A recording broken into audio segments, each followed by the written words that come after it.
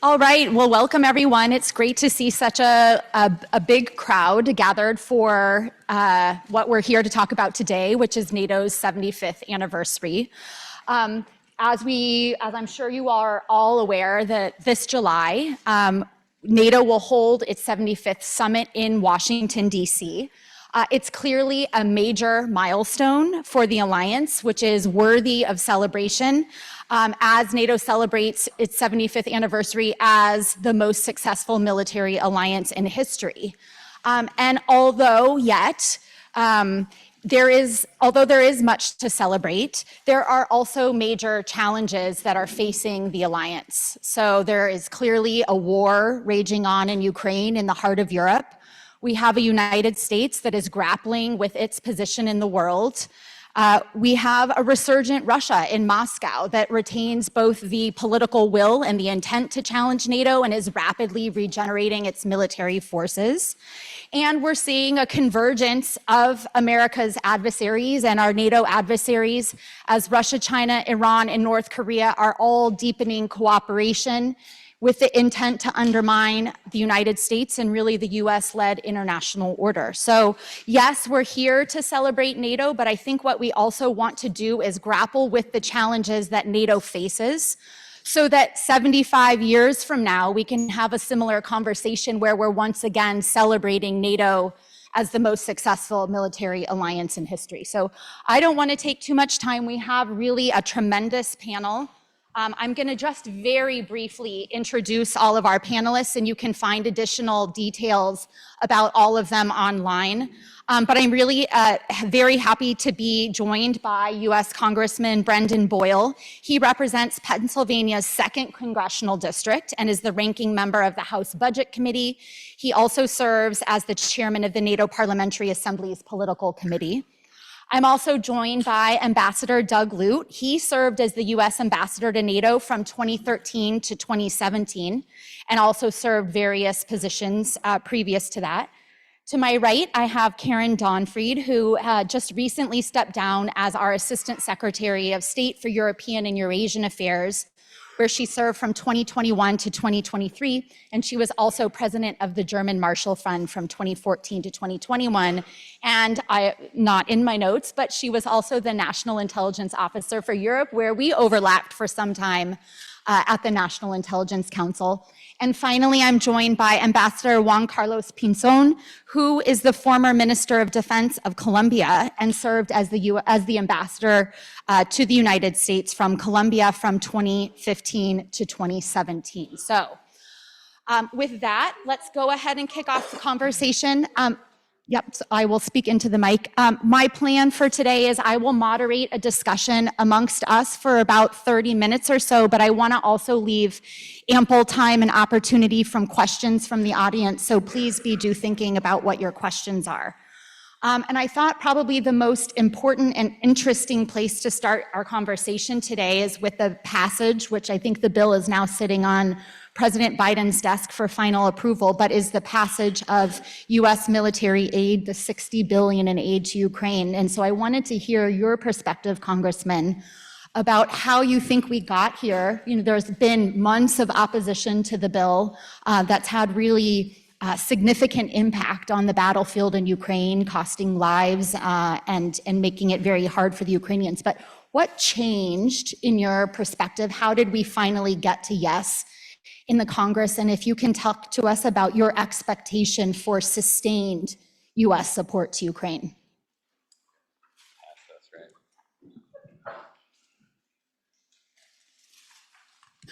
Thank you. It is wonderful to be here. We're doing a little microphone gymnastics here, as you can see. The reason for the additional microphone is that I'm proud to be here along with some 40 to 50 or so of my colleagues, members of parliament who serve alongside me in the NATO Parliamentary Assembly. Such as I serve in Congress, but I'm also part of the NATO PA, so too do they serve in their respective countries' parliaments, but also serve alongside me in the NATO Parliamentary Assembly. So it's wonderful to have to be here at Princeton as someone who lives just across the river, about a half-hour away in the Philadelphia area, and also to be here with my parliamentary colleagues, and to bring you the special breaking news that just a few moments ago, while we've been here in Princeton, President Biden signed the piece of legislation that we passed in the House and Senate.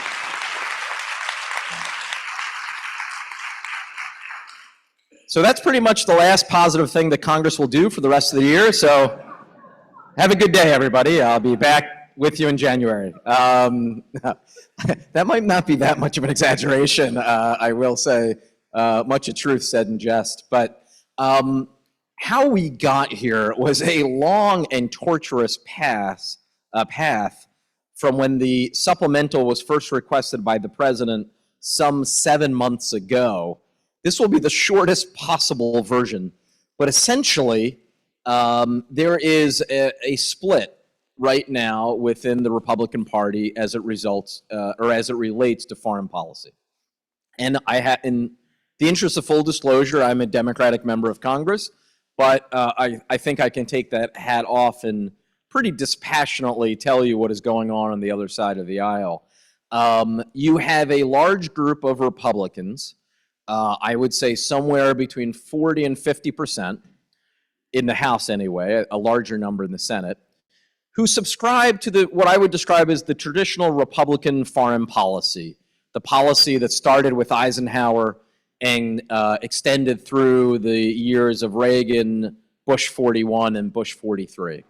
And that is that the U.S. stands up to first Soviet and then Russian aggression, leads the transatlantic alliance, and is the most forceful partner in NATO. Once Donald Trump came onto the scene in 2016, that what had been the consensus foreign policy on the Republican side was completely upended. Some have called it isolationist or American first. It is basically a return to where the Republican Party actually was pre-Dwight Eisenhower and pre-World War II. Marjorie Taylor Greene and a number of other self-professed MAGA types are probably the most obvious and front and center faces of that movement. They are very much, in fact, I would say, vocally and vitriolically opposed to Ukraine aid. They represent about 40 to 50% of the House Republican Conference. And if you do the math, you would see there's a rough kind of 10, 20% in the middle or so that, depending on the vote, could float back and forth between the two camps. On the Democratic side, you literally had unanimity, both last fall in a proxy vote, and again this Saturday when we had the final votes on the House floor, 100% of House Democrats voted for the Ukraine aid. So where that leaves us is, once you do the whole math, you see a large majority in Congress, well over 300 votes, in favor of Ukraine aid. But the concern for first Speaker Kevin McCarthy, RIP, and then later Speaker Johnson is, even though a significant number of House Republicans were supportive of Ukraine aid, though short of a majority, and even though a large supermajority of Congress would vote for the Ukraine aid, would moving forward for any Republican speaker mean it was the end of your speakership? And that was succinctly the single biggest impediment to getting this vote, and why we had to wait and push and agitate for 7 months. But finally, what happened is Mike Johnson, and I think some intel briefings helped with this, summoned the internal courage to kind of come out publicly to where he was privately. And that is, he, like I, grew up in the 1980s with a Cold War memory.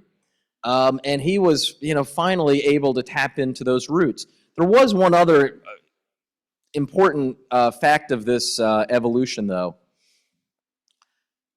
About 6 weeks ago, a number of House Democrats, myself included, publicly said what we've been saying privately, that if Mike Johnson was willing to do the right thing and allow a vote on Ukraine aid, a number of Democratic members of the House, if there was another motion to vacate, would either vote to table it or vote present, which would ensure that Mike Johnson would be able to have the votes necessary to remain Speaker.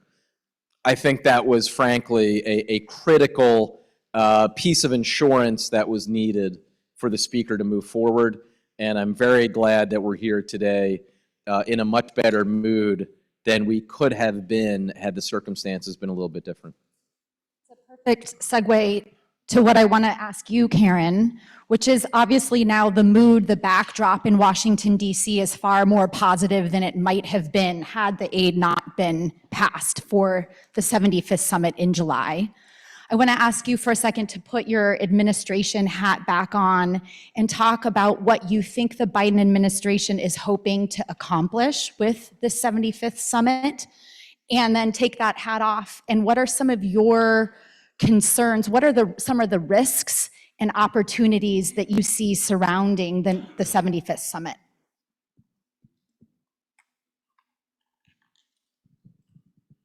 Thanks so much, Andrea. And we keep passing this around because this mic is what allows the translators to do their work. And thank you to them. It's great to be here. And I think all of us who care about Ukraine and wanted to see U.S. support continue breathed a deep sigh of relief on Saturday when the House acted. And as Congressman Boyle made clear, there is still a strong bipartisan consensus in support of Ukraine in Congress, but the particular procedure of getting the bill to the floor was just torturous. And I think it is why many of our allies are concerned about American reliability generally. So I do think that is a question many of our allies are coming to the summit with. The Biden administration will be hosting NATO's 75th summit at a politically complicated time. You all know we have elections in November, and the summit will be right before the Republican convention. So it couldn't be a more fraught political time. And because, as Congressman Boyle said, the United States has been the primus inter pares within NATO. We have been the driving force. We're the most powerful country in the NATO alliance. There was a real sense in the administration that the United States should host that 75th anniversary summit, appreciating all of the challenges around it. So I think the key hope is that NATO shows itself to be a united, effective alliance in the 21st century. And there are so many pieces to that. And for those of you who watched UK Prime Minister Sunak announce an additional 75 billion pounds of defense spending by 2030, which would mean the UK is spending 2.5% of its GDP on defense, whereas the NATO guideline is 2%. Only 2/3, you could say as many as 2/3 or only 2/3 of NATO's 32 members meet the 2% guideline. So Rishi Sunak is saying, we think NATO is worth investing in. And he's got this new thing about 2.5 for 75, and is hoping that all NATO allies will commit to that increased defense spending in the run-up to the NATO summit. So you could imagine those are all very welcome things for the administration, particularly not knowing what's going to happen in November. And Donald Trump has made very clear that what allies spend for their defense is a key metric through which he views NATO's value.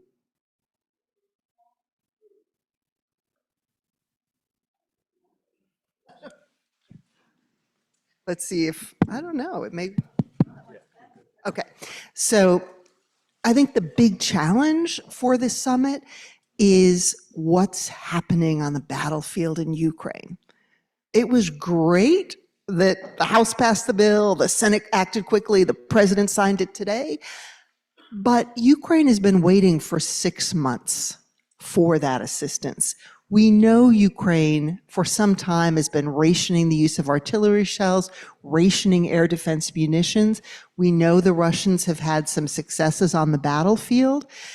And there is a vibrant debate among military analysts about how serious the situation is for Ukraine and whether we could see the Russians break through that very long front line in Ukraine in a much more decisive way in the run-up to the summit. We know Russia's planning a new offensive later this spring, early summer, and obviously that is not a backdrop any NATO member wants. So I think that's the big challenge. Wonderful, Doug. I'm going to come to you. So we've talked a little bit about the domestic backdrop of the summit, and I want to now turn to kind of the international context and just hoping that you can paint a picture. I alluded it to in the introduction to the really, I think, and I don't use the word lightly, unprecedented challenges that NATO is facing. From your view, what do you think are the key challenges? What's the international backdrop in which the summit will take place and the challenges that NATO is going to need to be gearing up to take on? Sure. So like others, it's good to be here on a nice spring day in an enclosed room with no windows. Look, I think the broader context has to do with a fundamental transition inside the international system. So NATO is part of this. The summit takes place as a sort of a benchmark event, but there's a broader pattern here. And that is that the 75 or 80-year international order that was put in place in the aftermath of World War II, which saw the United States as really the last one standing, and with an economy and a military capability unmatched, right? That the institutions put in place in the wake of World War II, to include NATO in 1949, right, are increasingly questioned, increasingly under challenge, and I think increasingly suspect that they can't deliver, or they don't deliver. They can't bear weight. Here, if you don't think NATO, think the UN, for example, as another example. But the IMF, World Trade Organization, and so forth, I think, are similar examples. And the challenges, of course, are coming, as you mentioned in your opening, from a perhaps unexpected coalition of challengers, disruptors, right? So a neo-imperialist Russia, led by Vladimir Putin, President Xi in China, perhaps less militarily aggressive, but no less aggressive economically and politically, right? And then two sort of subordinate players, North Korea and Iran. And this is not NATO light. This isn't a NATO of 4 countries, but they do cooperate and they do assist one another, they do support one another. All of this is playing out in what President Biden has mentioned as a strategic inflection point, or a pivot point, a historical pivot point. It must be something because the Germans have even invented the word Zeitenwende, right? So Chancellor Scholz talks about sort of this pivot point. And as I've thought about this, I thought, well, if this is a pivot point, how would we know? And I began to reflect on my experience in the US government, and it occurred to me that I had actually lived through 2 previous pivot points, right? And for me, 1989, 1991, I was a young Army major on the inner German border, patrolling the Iron Curtain, essentially, and the wall came down. And within a year, Germany reunified, and in another year, the Warsaw Pact and the Soviet Union were dissolved. Everything after that was different. It was definitely a pivot point. And what occurs to me now is that in November 1989, when the wall came down, I was so close to it personally that I kind of missed how important it was. I didn't, you can't kind of get your mind around how pivotal that moment is. And then the other point about 89 to 91 is that for decades later, we experienced aftershocks. So the initial shock was the wall, Germany, dissolution of the Soviet Union, but then there were aftershocks. You can argue that Vladimir Putin today is essentially a manifestation of his experience at that time, right? Second pivot point for me, and I think for most Americans in the room, was 9/11, right? So 2001. Now I'm an Army colonel, okay, stationed in the Pentagon, and I remember in the afternoon of that day walking to the west side of the Pentagon, which had been struck, and it was still smoldering, and the casualties had been evacuated and so forth. But again, I was so close to history that I couldn't quite imagine how important it was on the afternoon of 9/11. And again, not unlike the earlier pivot point, we suffered aftershocks for at least 2 decades, right? I mean, the war in Afghanistan, 20 years, right? Sort of an associated later war in Iraq, right? The Department of Homeland Security, airplane checks, right? We're TSA, we're still taking our shoes off after all, right? So there's this sense of, there's a pivotal moment. It's hard to detect up front. It's easy to miss because you're so close to it. And then there's this series of aftershocks. I think Biden and Schultz are right. I think, frankly, beginning in 2014, and certainly amplified by the Russian invasion in 2022, that the broader strategic context is we are living, at least for me, in the third such pivotal moment in my adult life, right? And I think that the same 2 observations about the previous pivot points are likely to play out. First of all, we have to pay attention because when you're living history, you may miss it, right? And I think there are some around who are missing the impact of the Russian invasion of Ukraine. And then second of all, we should anticipate for at least a couple decades that we will face unanticipated surprise aftershocks that emanate from this original shock of a European state, nuclear armed, invading a neighbor with the aim of subjugating that neighbor and eliminating the nation of Ukraine.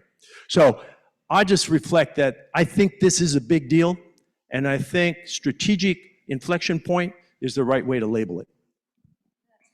Great point, Doug. Ambassador Pinto, maybe I'll come to you now, and I think you bring such a unique perspective to this conversation from being outside of the alliance. And I think a lot about, we really have had this unprecedented kind of response, the US and NATO, its NATO member states, to what happened in Ukraine.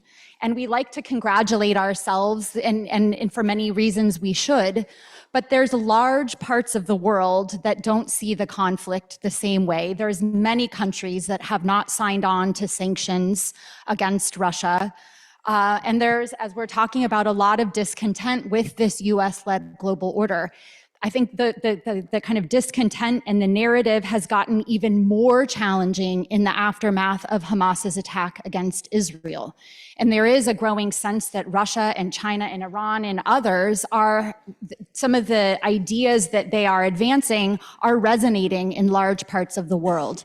And so I wonder, from your perspective, what role you think NATO can play in kind of reaching out to these other communities, to the so-called kind of quote unquote global South, for lack of a better term.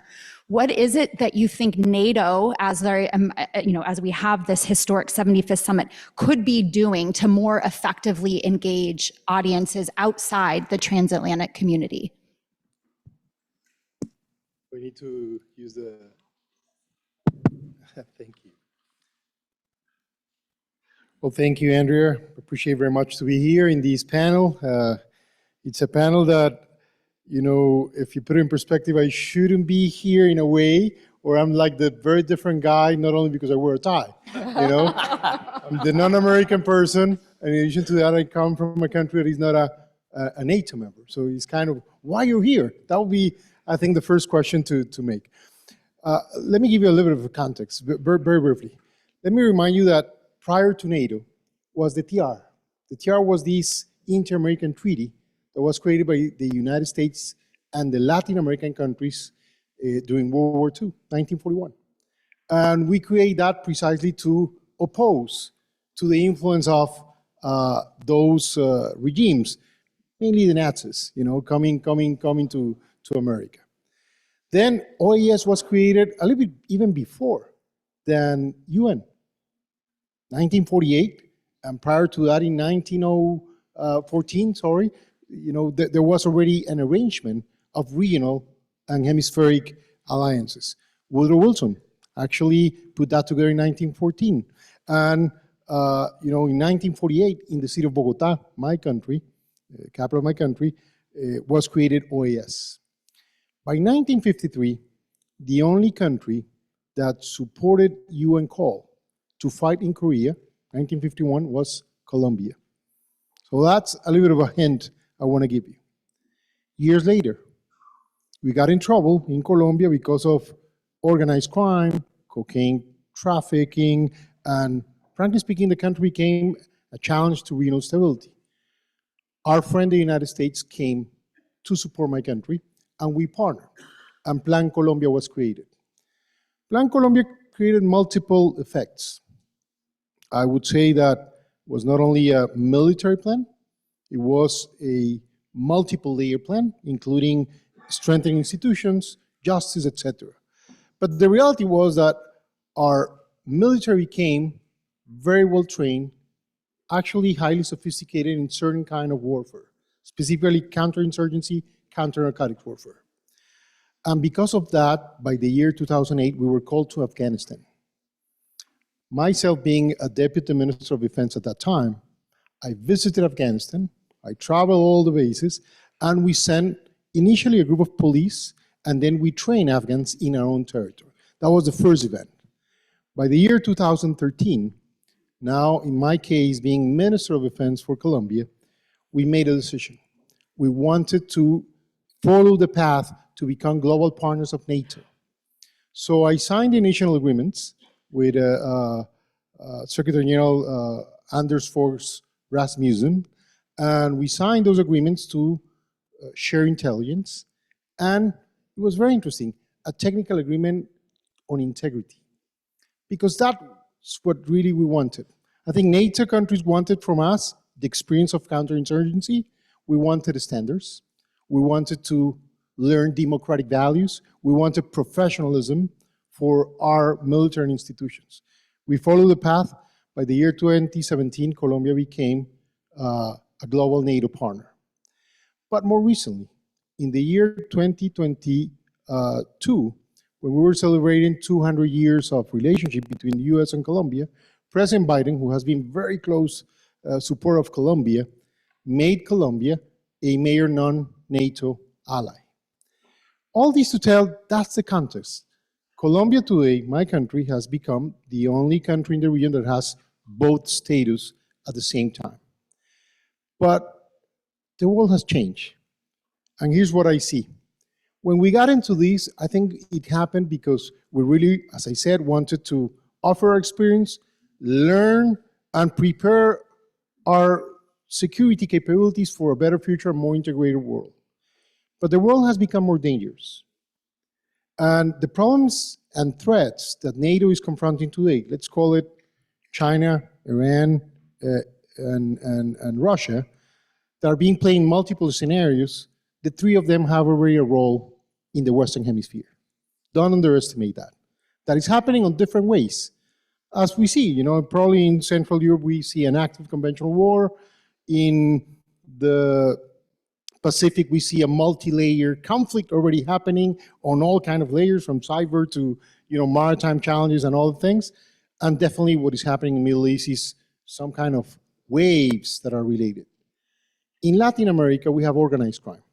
We are the region that is the most violent in the world. And organized crime and regimes that are using democracy to raise to power and then change the rules to stay in power and become like democratic autocracies, supported in a way by these three players, are the kind of countries that today are not against the events in Russia or the terrorist activities that did happen in certain places of the world, or taking a strong stance for democracy. My point to you today is, I think NATO had a clear mission when it was created, but I think the world has changed. And we're speaking on the 75th anniversary.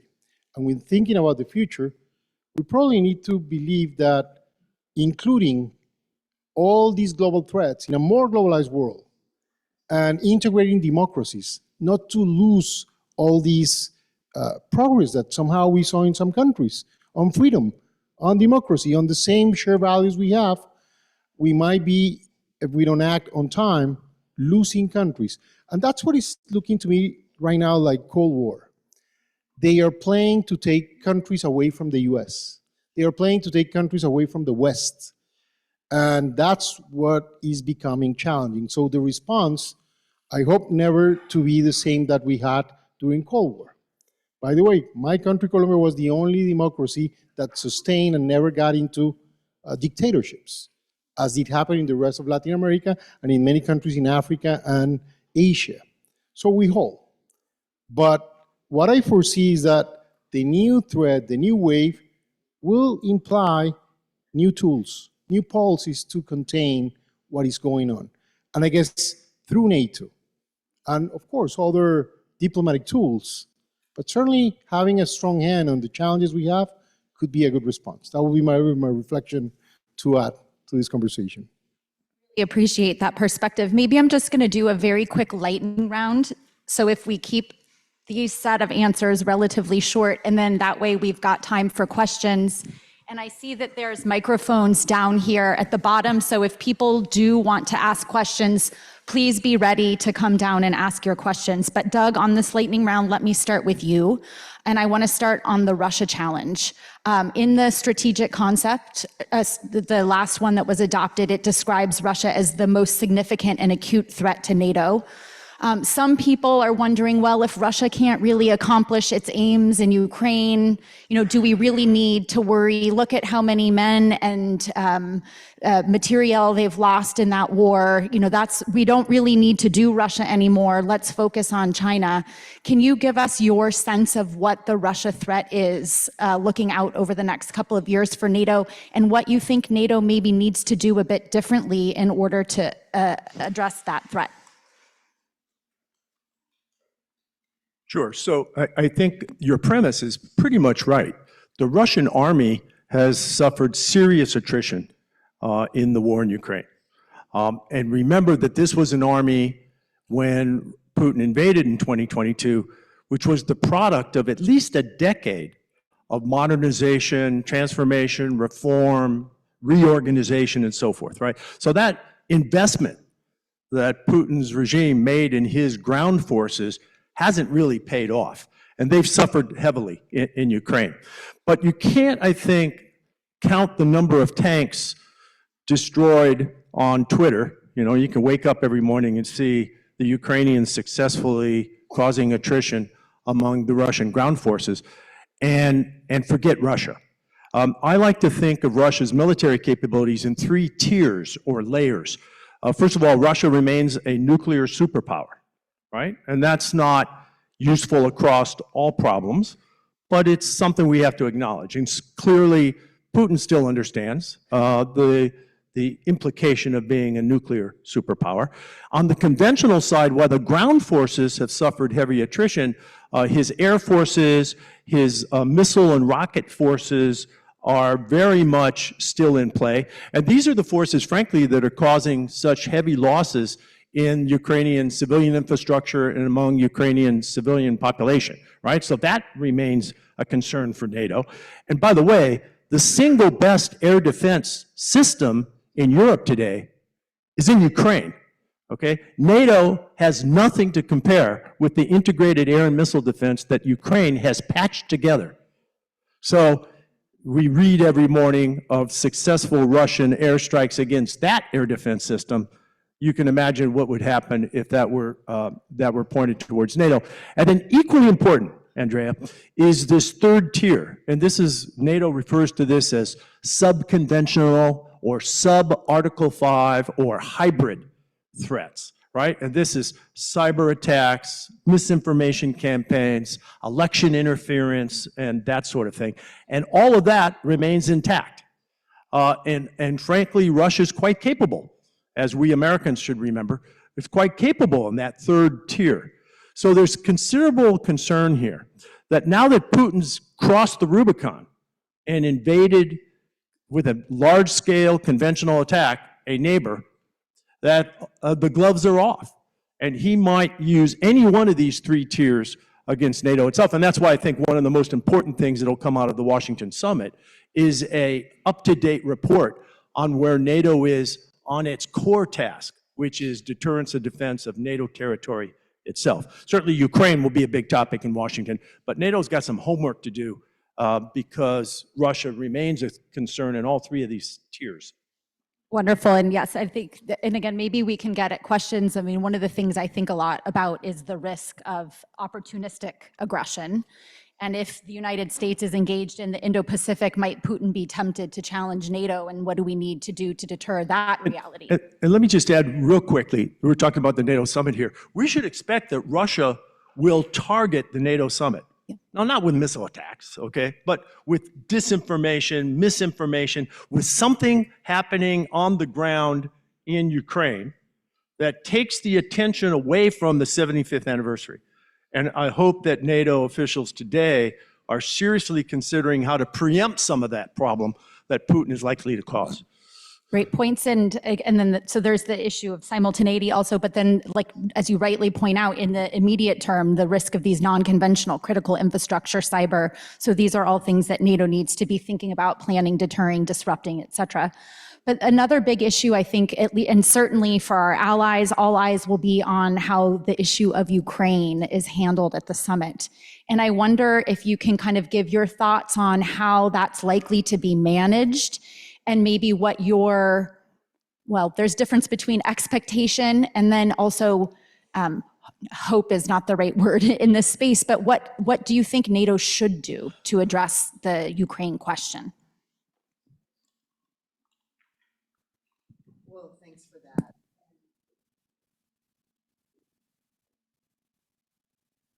So it's very clear that there is a divide among NATO members about what Ukraine's relationship to NATO should be.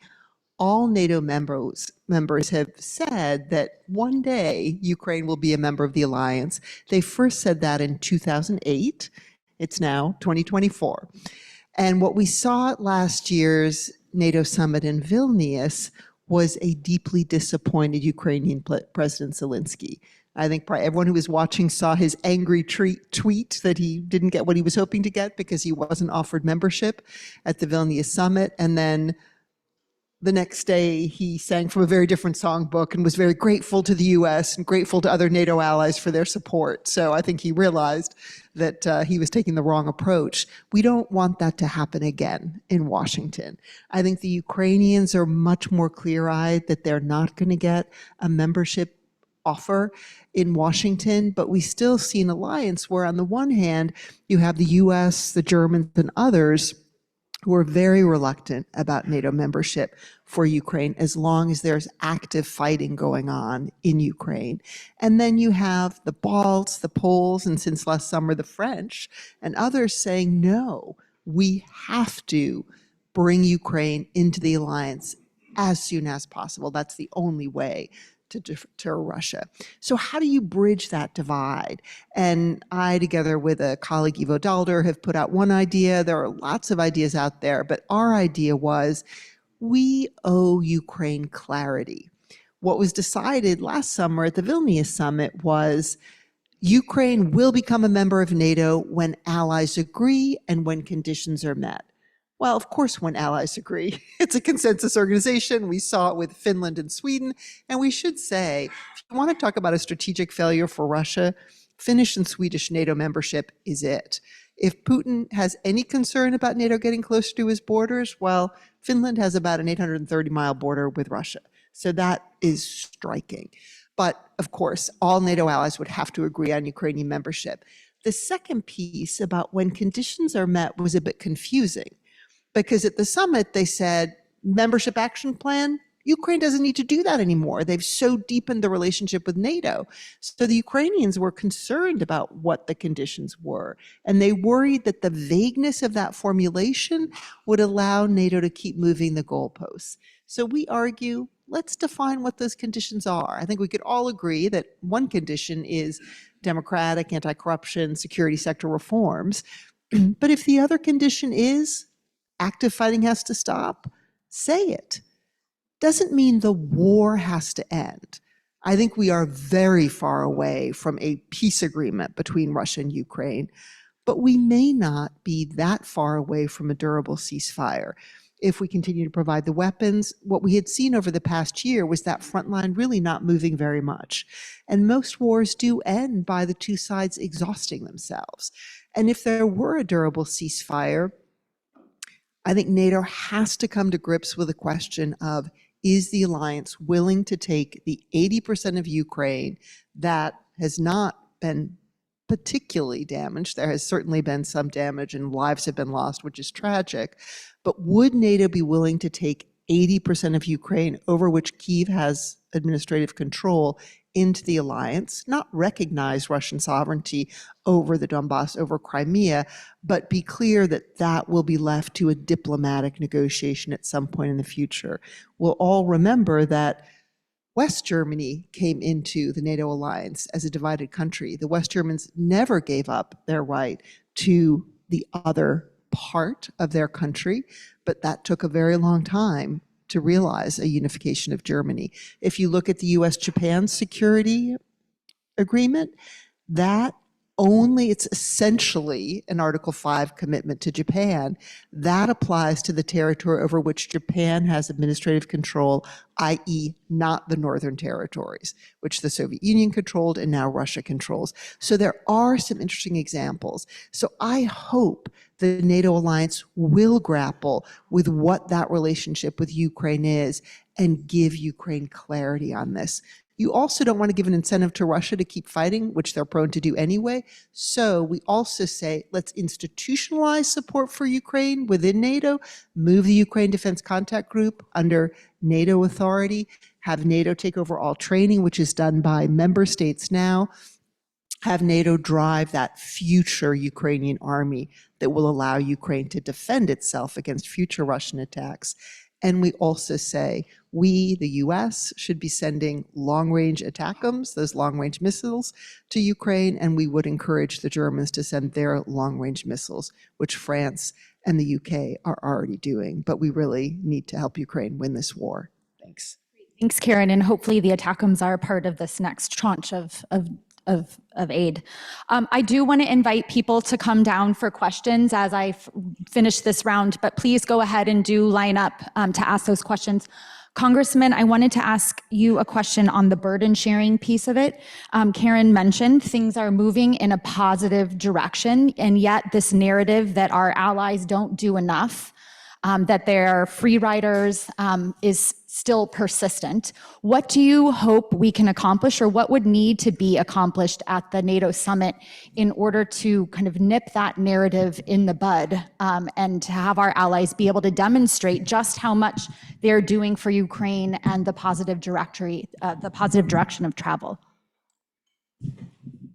First, before I directly answer that, let me just, a quick saying that I was reminded by when you were answering Ambassador Lute as to your question about the purpose of NATO.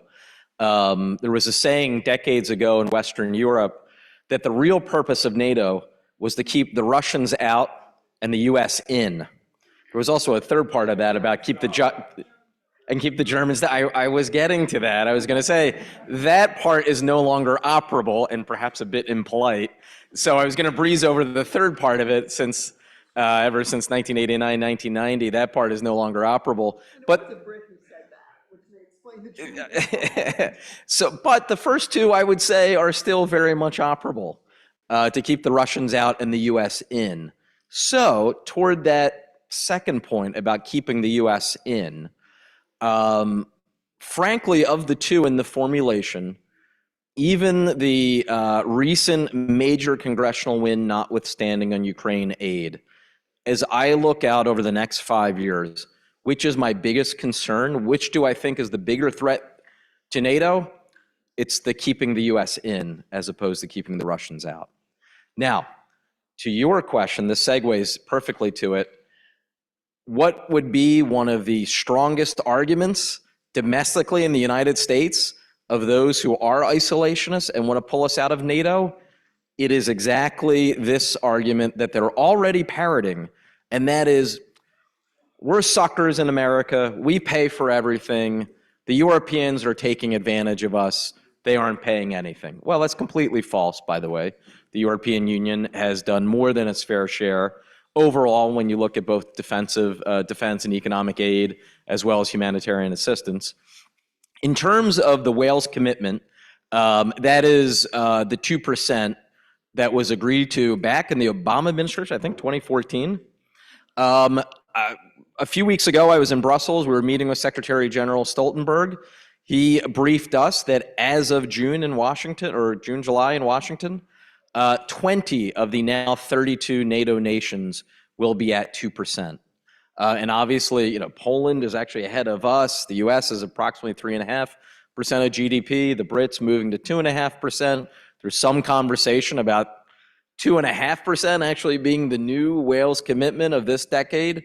But nonetheless, we have moved more, and our European allies have moved more in the last couple of years than any previous period before that. Now, there are still others, and particularly disappointing laggards in the alliance who don't even have a plan yet to get to 2%. That is damaging to NATO. And again, what it really plays into is the argument of those in the United States who frankly want to pull us out of NATO and retreat within our borders. Since I started off with a saying, I'll end with another. The isolationist instinct in the United States is not new. Mark Twain himself, one of his many famous quotes, was, America has two best friends in the world, Miss Atlantic and Mr. Pacific. So there has always been that instinct within the United States among a significant minority of people that, Europe is messy, they drag us into wars, it's their problem, why should it be our problem? It is important, in my view, as a transatlanticist and as a member of the NATO Parliament, it is more important now than at any time in my lifetime for those of us who are Americans to push back against that. Great. Okay, let's see. We'll take two questions at a time after this final question. And I think we've already heard some very concrete, perhaps deliverables that could come out of the summit. Doug, you talked about a NATO consensus, some sort of report examining, identifying the nature of the Russian threat and what NATO needs to do. Karen, you talked about clarity on the Ukraine question, kind of moving some of the responsibility for giving support to Ukraine under the NATO umbrella, et cetera. You had a whole bunch of things in your response. You've talked now about what needs to be done in order to sap this very unproductive narrative about free riding and really get at the heart of defense spending. My final question to you, Ambassador Pinzon, is then again, from outside the transatlantic community, what would you be looking for as a metric of success? What do you, from Colombia, from Latin America, what would be an indicator, or what do you hope to see comes out of the NATO summit? Well, first, some realism of what is going on. And I insist, the kind of conflicts we have are not anymore just the ones that happen in a military open theater.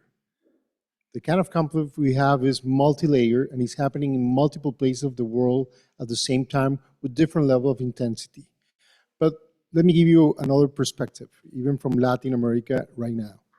One of the things that I see as an observer, as someone that cares for the United States, a friend of this country, is the big debate, political divide that has been created around migration.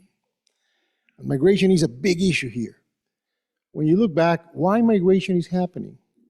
It's happening because countries are losing democracy, countries are losing stability, people cannot live safely in their countries, and they move up.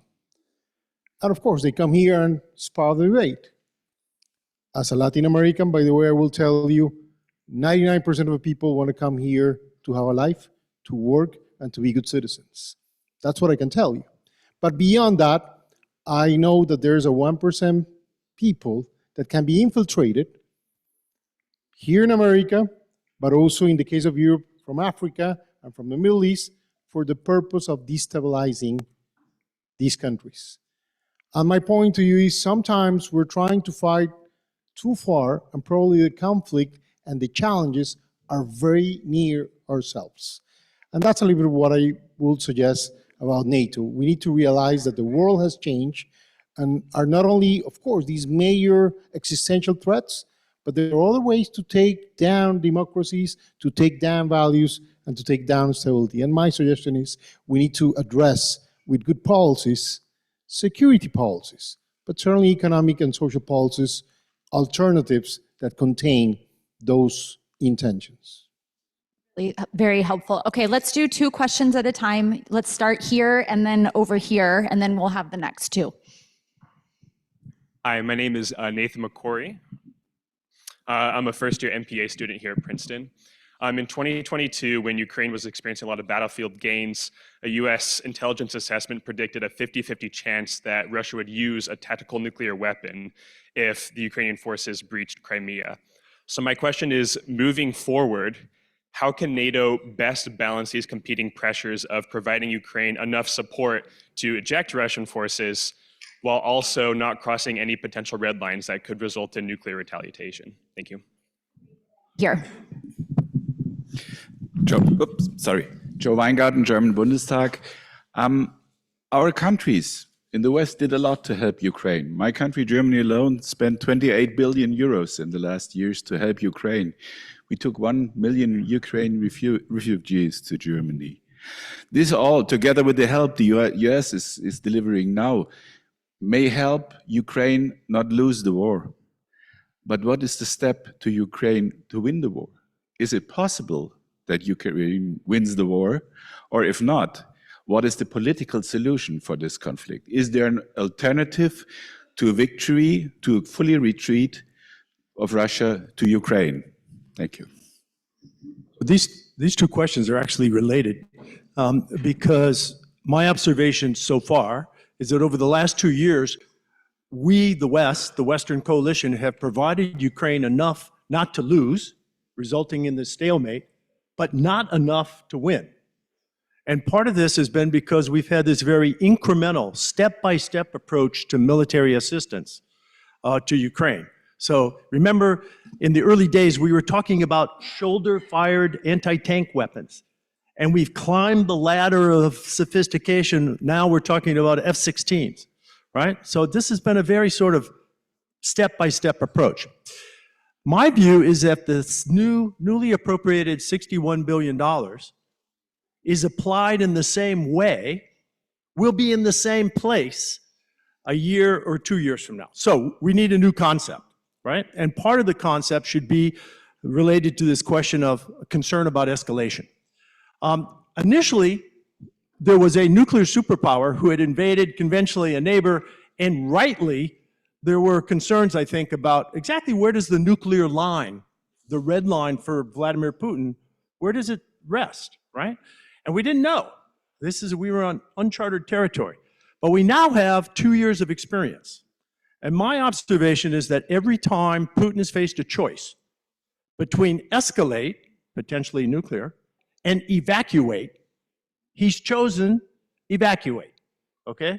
The early fight around Kyiv, the disaster around Kharkiv, the Russian withdrawal around Kherson, the destruction of the Black Sea Fleet, which has resulted in the remnants of the Black Sea Fleet being evacuated further east. And now even Ukrainian indigenous strikes in Russia on Russian infrastructure and even Russian strategic air bases. So we have at least those 5 empirical data points that we have not reached a threshold, a nuclear threshold for Vladimir Putin, and therefore I believe we should adjust our concept, and we should provide them what they need to win, and in particular, this goes to a point made earlier about long-range strike systems. The Russian occupiers in Ukraine are vulnerable. If we provide the Ukrainians what they need to sever the logistics lines, in most particularly the Kerch Strait Bridge, right? And to take out the launch sites which are launching the air attacks against the interior of Ukraine. We have denied them these long-range systems to date, and I'm hopeful that they'll be part of this 61 billion package. But we need a new approach. And if we do, Ukraine can win.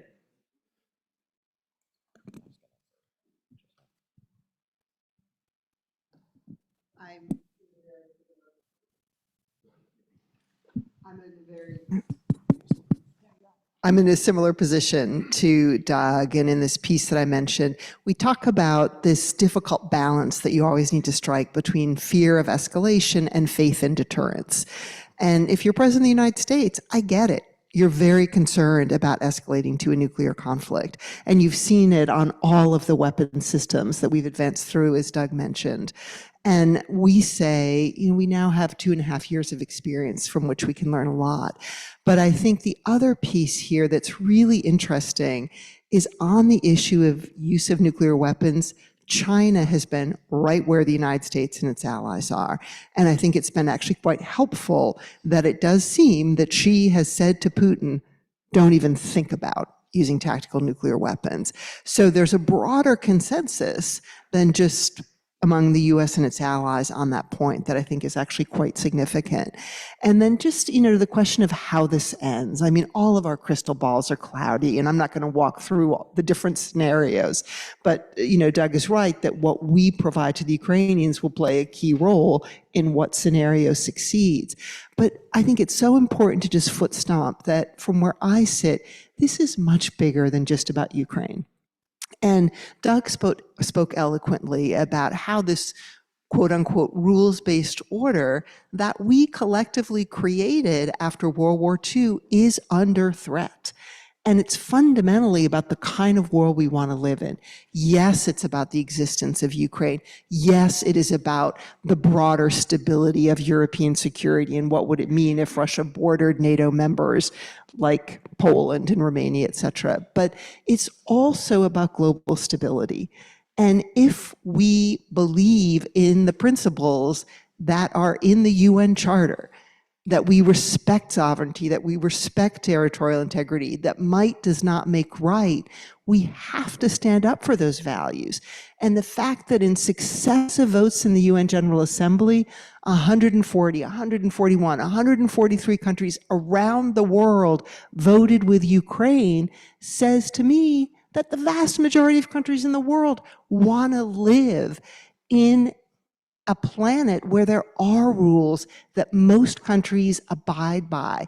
And if they don't, there is a price to pay for that. So we shouldn't lose sight of the implications of this for global stability. Thanks.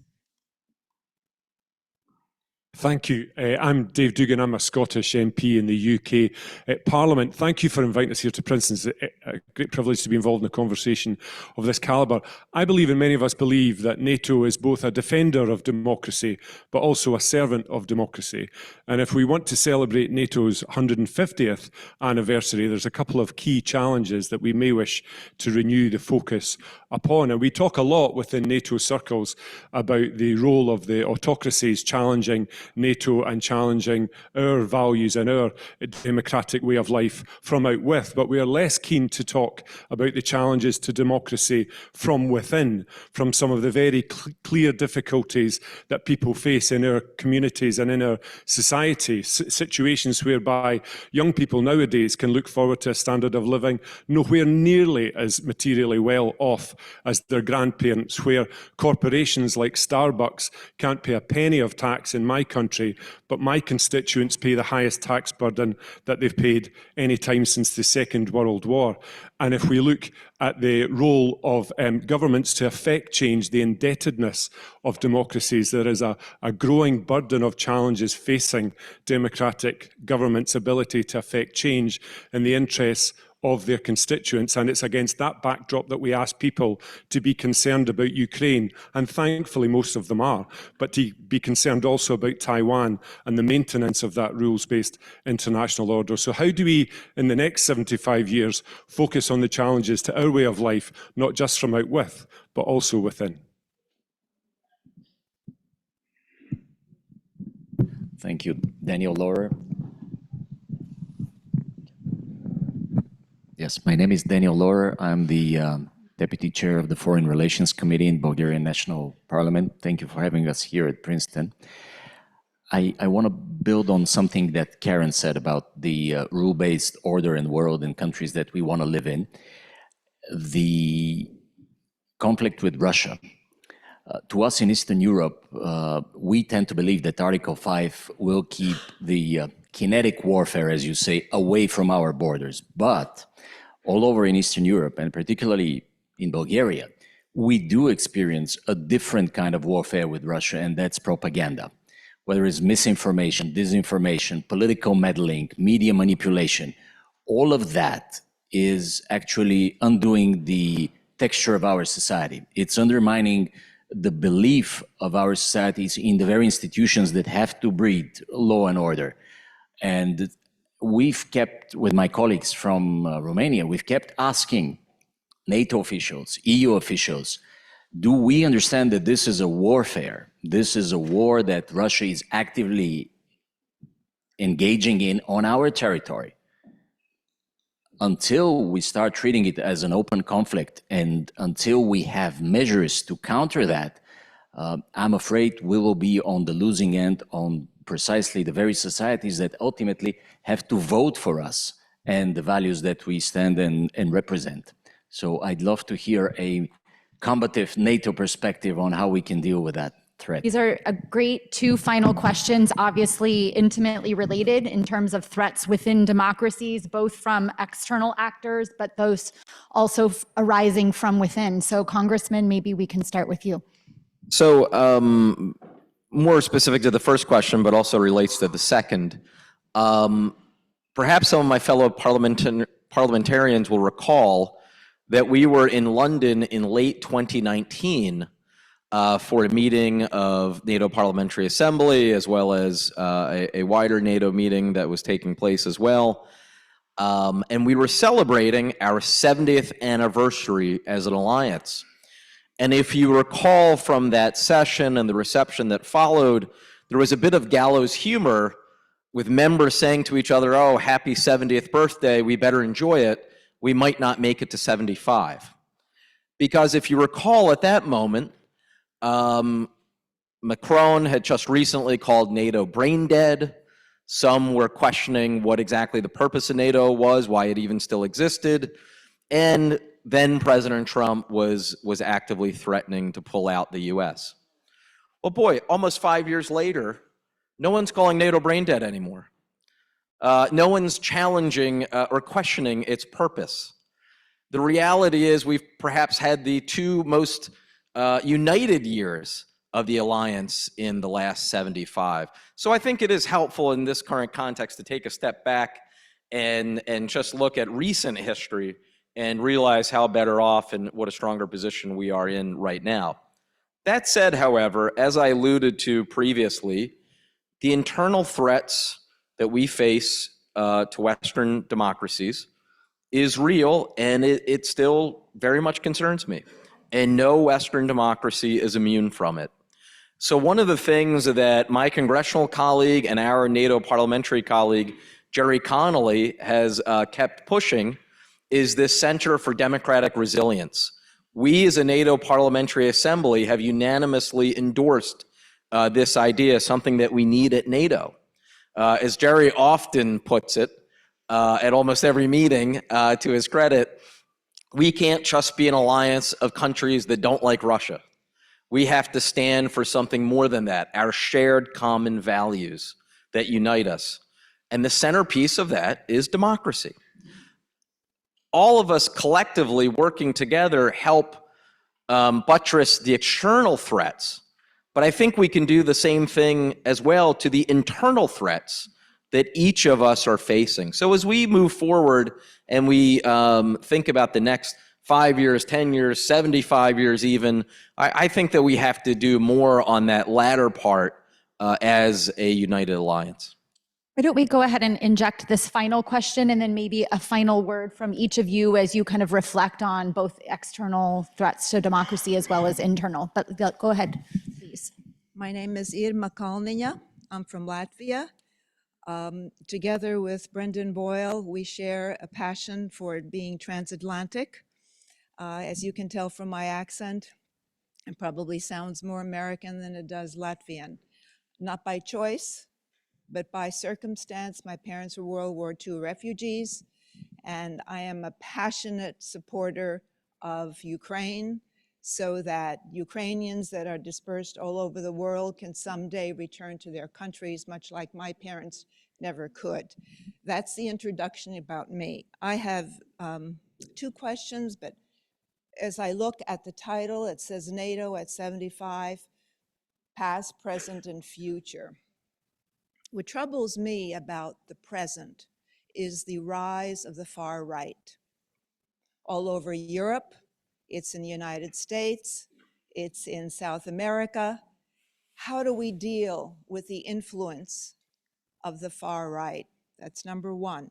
Number two, it's interesting that Sweden, Finland, the Balts, and Poland are now protecting the rest of Europe for now.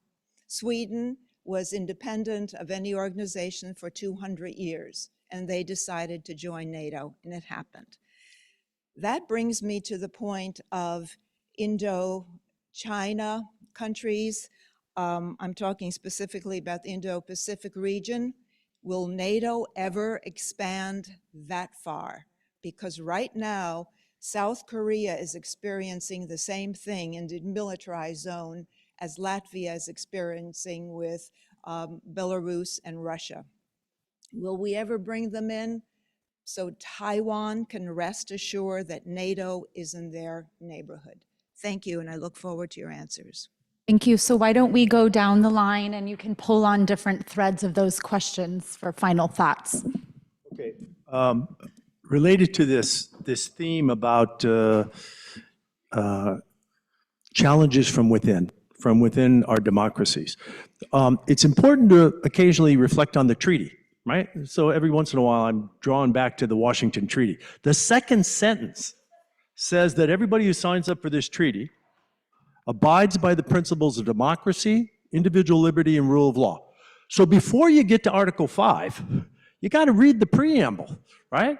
And I think one of the reasons that we're celebrating 75 years is that by and large, with some exceptions, temporary exceptions, typically over those 75 years, this has been the glue. Those three core values have been the glue that account for the fact that NATO is so durable, that we're celebrating 75 years. And when we experience drift away from those values, and quite frankly, there is noticeable drift among some NATO allies today away from those three core values. I mean, by my view, the best data source here is the Freedom House annual assessment of the health of democracies, right? There's at least a 10 to 15 year pattern now among some NATO allies drifting away from those three core values. And when we have that drift, we open the door for outside influence to widen those divisions because we give them opportunities. We give Putin and others targets, right, when we're internally divisive. So I very much agree with the importance that one of the things NATO has to constantly refresh and remind itself about are the foundational importance of those three core values. And I say this as an American, we have homework to do on our three core values. Think about January 6th. That doesn't look like democracy, individual liberty, and rule of law. So to an earlier point, all 32 democracies of 32 different varieties have work to do in terms of sustaining and improving the individual version of democracy, including America.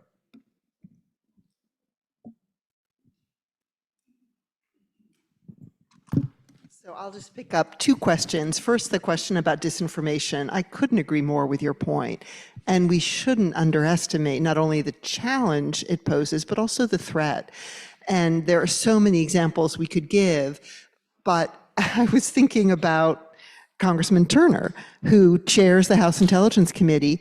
To hear him, Mike Turner, who is a proud member of the NATO Parliamentary Assembly and has a very distinguished past with the NPA, to hear him say on national television, and I'm paraphrasing, there are members of my party who are spouting Russian talking points, was stunning. And it's very good to shine a spotlight on disinformation, but we also do have to get better at countering it. I think it's harder for democracies, actually, because we do care about the truth. So we need to get our message out there. And it also behooves us to work more collectively. And that is a place where the NATO Parliamentary Assembly and NATO itself can play an important role. And then just a second point to your question about the Asia-Pacific partners. I do think we need to change the NATO treaty, the North Atlantic Treaty, if we wanted to bring in countries outside of Europe. So that would be a big question. But I just want to reflect briefly on why NATO has Indo-Pacific partners. It's because China poses a threat to European security. It is not about NATO and the going out to defend Taiwan. Certainly, the Japanese and the South Koreans are hoping that will be the case if there is a Taiwan contingency. But it reflects the reality that China is undermining European security today. It started with the Belt and Road Initiative and China buying up strategic infrastructure like ports in Europe. We saw it with Huawei and 5G. But now China is Russia's most important ally in Ukraine. It is not only providing economic assistance and political support. Remember, Putin was the guest of honor at Xi's Belt and Road Forum last fall, but also it is supporting Russia's military-industrial complex through dual-use material. So this is a reality, and having our Indo-Pacific partners at NATO summits allows NATO members to learn from their experience. Because if we're frank, they understand China arguably much better than we do. So whatever the future brings, clearly it is an enhanced, increased role of China on the European continent, and we collectively need to understand that better.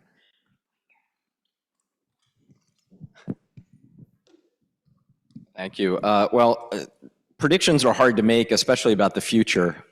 So I'm not sure I can really comment any further on what I expect over the next 75 years.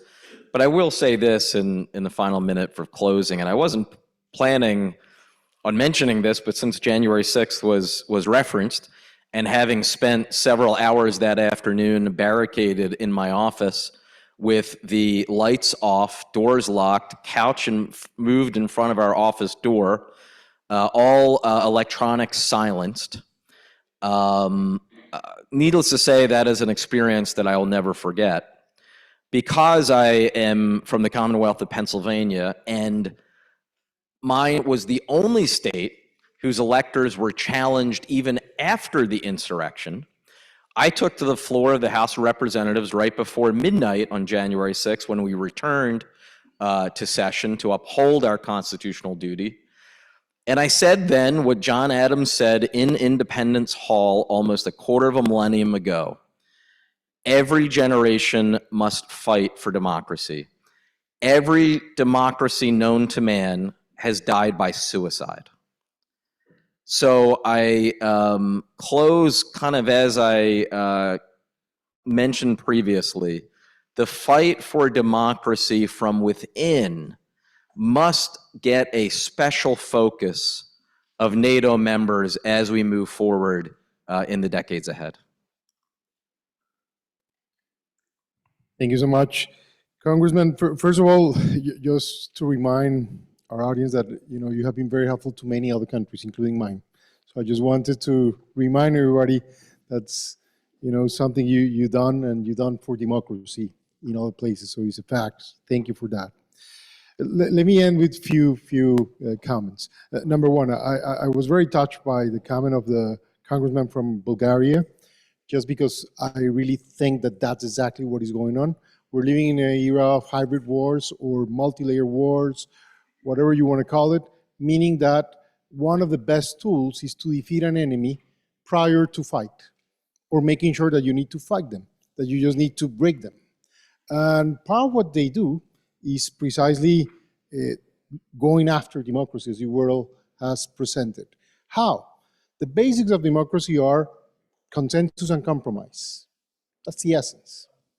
When we get total polarization, extremism from the right and from the left, leading the politics in multiple countries, or exposing our internal contradictions from social policies, from inequalities, from all the difference that democracy is supposed to precisely solve. But when that's not possible, and even though you also use organized crime as a tool, then what you get is the breakup of the system of our democracies to move them into something different.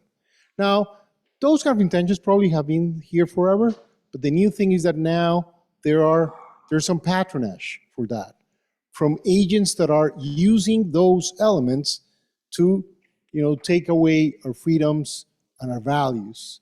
And we need to be realistic about that. So I will end with a final note. When I signed the agreements for intelligence sharing with NATO, which is a framework, you're not doing anything really, it's just a framework.